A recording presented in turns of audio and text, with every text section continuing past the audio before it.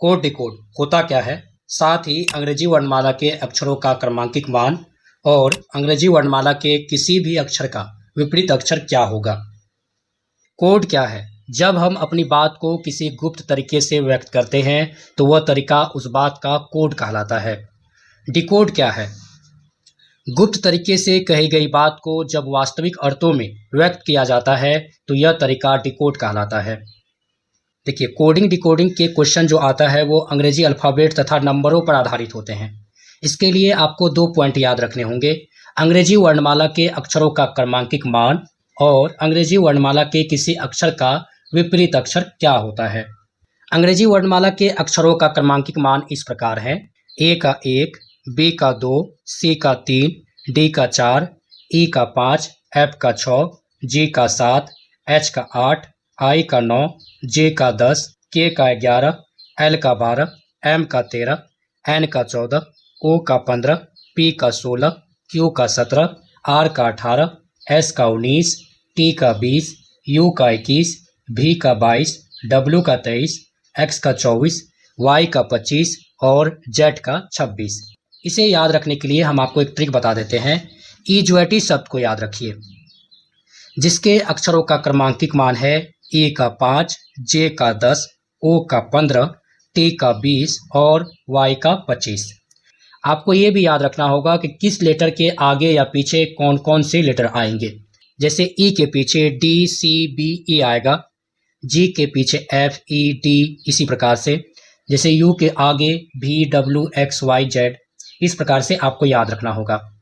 अंग्रेजी वर्णमाला में यदि G, L, M, P, R, W या इसी तरह से किसी और अक्षर का क्रमांक मालूम करना हो तो ईजुएटी की मदद से उसे हम पता कर सकते हैं।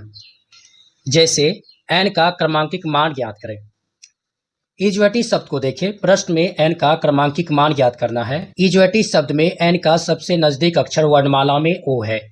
यहाँ ईजुएटी शब्द में ई का 5, जे का 10, ओ का क्रमांकित मान 15 है, इसीलिए ओ का क्रमांकित मान 15 लिखा गया है।